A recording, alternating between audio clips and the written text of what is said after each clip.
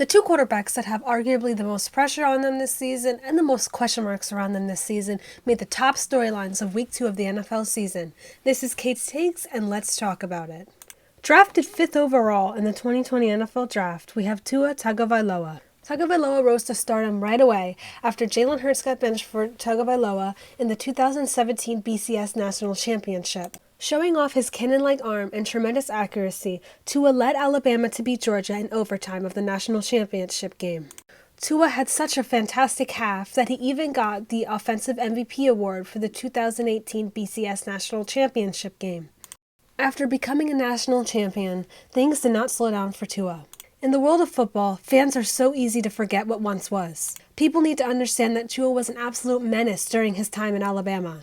Tua was a 2018 Heisman Trophy nominee, coming second behind Kyler Murray. He broke Alabama's career passing touchdown record, and he was a 2018 First-Team All-SEC, 2018 Offensive Player of the Year for SEC, and a 2018 Consensus All-American.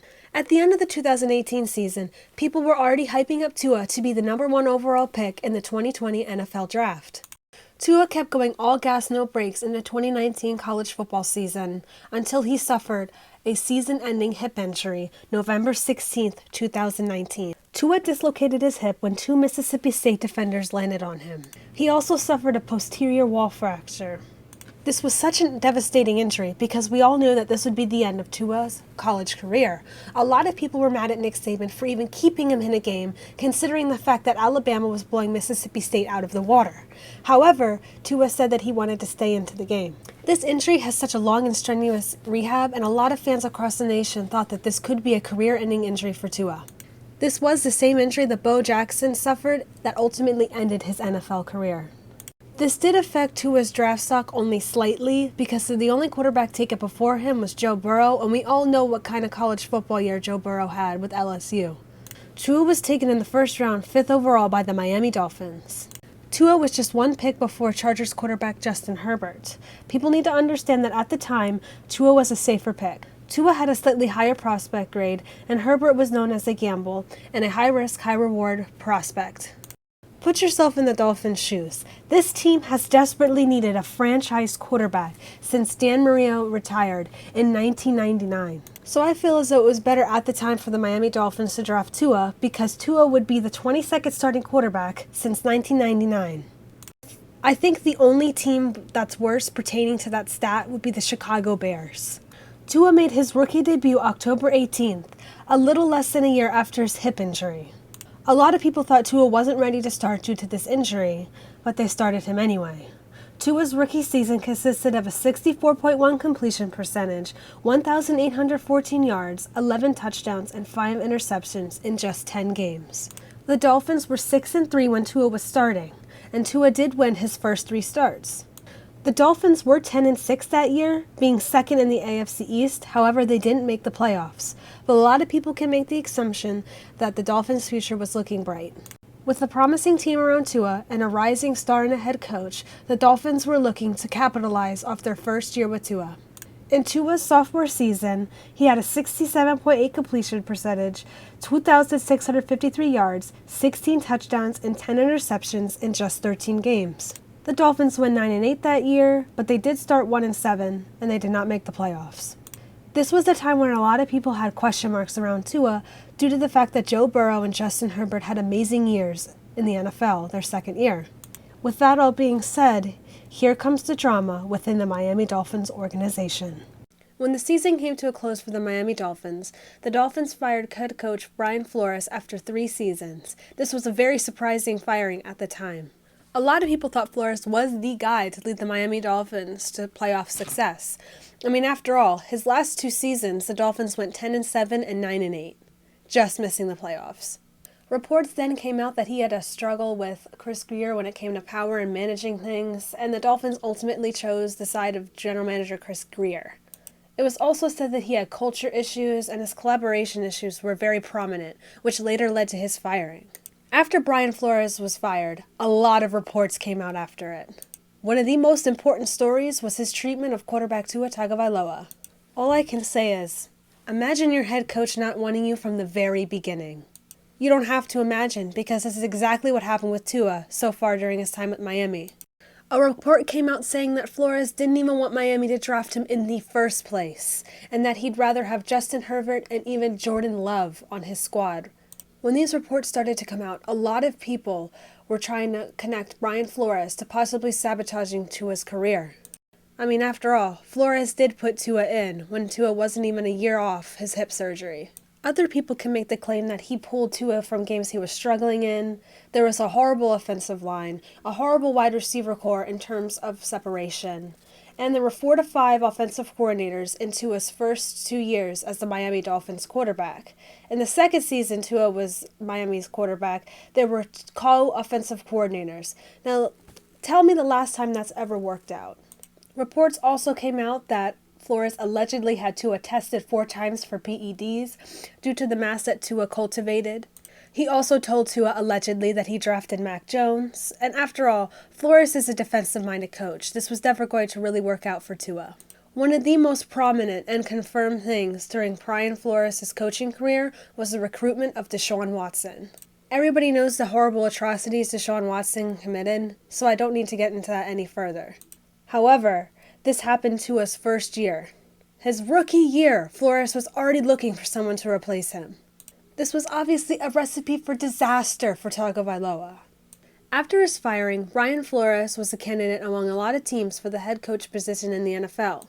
Surprisingly, he was not hired by any of the teams looking for a head coach, which later led Brian Flores to sue the National Football League, the Miami Dolphins, Denver Broncos, and New York Giants. Flores claimed that the teams used discriminatory hiring processes to fulfill the Rooney Rule and also conducted sham interviews. Flores also claimed that Miami Dolphins owner Stephen Ross offered him $100,000 for every game lost and wanted Flores to recruit players before a free agent period. This is tampering. With all of this going on in the background, the Miami Dolphins still needed to fill their head coach position, and they did so in hiring former 49ers offensive coordinator Mike McDaniels. McDaniels was a longtime assistant to Kyle Shanahan and Mike Shanahan, and is an offensive-style coach and who is also very offensive-minded. Keep in mind, McDaniels was the offensive coordinator when Debo had the best year of his career. Another thing to keep note is that the 49ers were in the NFC Championship game. Now that the Miami Dolphins have a brand new head coach, they must make a splash in free agency, in which they did so. The Miami Dolphins did bolster up their offensive line, which was a dire need heading into free agency, by signing Teron Armstead. They improved the run game by signing Raheem Mostert and Chase Edmonds, who are very fast running backs, along with wide receiver Cedric Wilson. The biggest move Miami Dolphins made in free agency was trading for star wide receiver Tyreek Hill. They also extended star corner Xavier Howard. With that being said, the below-average offensive line that the Miami Dolphins once had is now a very decent offensive line. Their running back room has improved, and they have the 2 fastest wide receivers in the NFL. A lot of people can argue that Tyreek Hill and Jalen Waddle are a top 3 wide receiver duo in the NFL. Things were looking bright in Miami until another drama struck with owner Stephen Ross. The NFL found out that there was a lot of tampering going on within the Dolphins organization, especially with head coach Sean Payton and quarterback Tom Brady. They were having talks with head coach Sean Payton about head coaching after the Saints denied them permission to.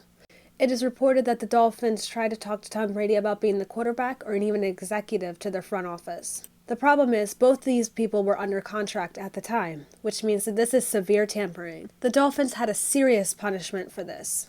The NFL stripped the Dolphins of 2 of their 2023 first-round picks, took away a 2024 third-round pick, and owner Stephen Ross was fined $1.5 million and is facing a 6-game suspension. Even though this was going on, the Miami Dolphins ultimately hired Mike McDaniel and decided to stay with Tua. Putting all the drama aside, let's get right into the conclusion about Tua so far. Tua finally has a head coach that believes in him and wants to style an offense around him. Keep in mind, Tua was not wanted basically his whole entire career with the Miami Dolphins, and I think that hiring a coach that truly believes in him will definitely change the style of Tua's game. This is his best offensive line in his entire career, so keep an eye out for that. Also, he has the duo of Tyreek Hill and Jalen Waddle, and he also has Mike Gesicki as a great tight end and great skill player and role player. Let's also not deny the fact that Mike McDaniel will be calling plays this year for the Miami Dolphins. Did we get a sneak peek at Tua's greatness with his 6-touchdown performance against the Ravens? Only time will tell. Moving on to Tua's former Alabama teammate, Philadelphia Eagles quarterback Jalen Hurts. Jalen's path to the NFL was quite the unique one, originally being Alabama's quarterback. Being benched for Tua, Jalen decided to sit a year and then transferred to Oklahoma. He absolutely took the college football world by storm and broke out. In one season alone, Jalen Hurts had 3,851 passing yards, 32 passing touchdowns, and 8 interceptions. In rushing, however, Jalen had 1,298 rush yards, 20 rush touchdowns, and his run game was definitely something to look at. Jalen even shattered Oklahoma quarterback records in rush yards and rushing touchdowns. A truly historical season for Jalen Hurts. I'd also like to add that Jalen Hurts finished second in Heisman voting, only coming behind Joe Burrow, and we all know what kind of year Joe Burrow had. Even though Jalen Hurts had an amazing season at Oklahoma, a lot of people saw that he wasn't ready to start in the National Football League, which led to questions as to where he will be drafted. On draft night, the Philadelphia Eagles shocked the NFL fandom by drafting Jalen Hurts, 53 overall. This came as an absolutely shocking pick, given the fact that people assumed that the Eagles had a franchise quarterback in Carson Wentz, which later led to fans going absolutely crazy and wondering about Carson Wentz's future in Philadelphia. During Jalen Hurts' rookie year, he had head coach Doug Peterson and current starting quarterback Carson Wentz in front of him. Peterson and Wentz's relationship became strained, which led to a lackluster performance on offense for the Eagles. A lot of people were on the Jalen Hurts hype train to bench Carson Wentz as the year got progressively worse for the Philadelphia Eagles. Wentz was finally pulled after the Eagles were losing significantly to the Packers, and the rest is history. In his rookie season, Hurts had 1,061 yards, 6 touchdowns, 4 interceptions, and a 77.6 rating. Keep in mind, Jalen Hurts was not supposed to start this year. After that season, the Philadelphia Eagles decided to trade Carson Wentz to Indy, fire Doug Peterson, and hire head coach Nick Sirianni.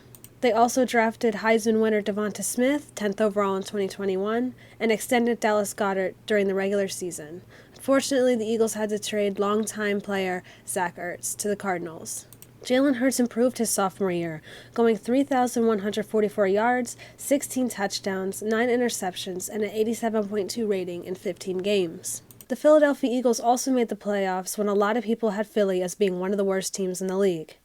However, they were a first-round exit, but no one expected Philly to even get that far. After Hurts' sophomore year came to a close, the Eagles went absolutely crazy during the offseason. They traded for A.J. Brown, drafted Jordan Davis and Nakobe Dean, signed Hassan Reddick, Kaiser White, and James Bradbury, and traded for C.J. Gardner-Johnson. No question that the Eagles are building a roster for Jalen Hurts to succeed. The biggest questions around Hurts are not revolving his run game. He has an amazing run game. Lamar and maybe Kyler Murray would be better runners than Jalen Hurts.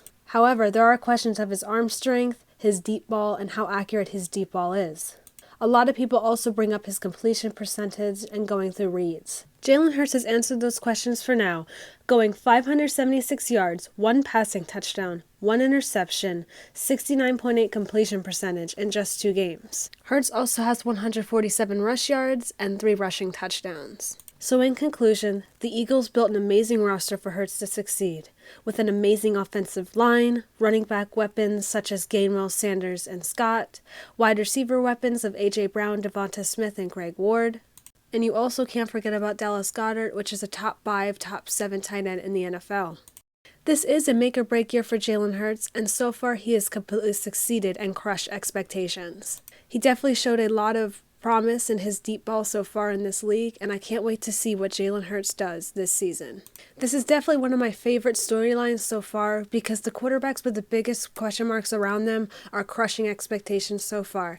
This is Kate's Takes, and see you for the next video.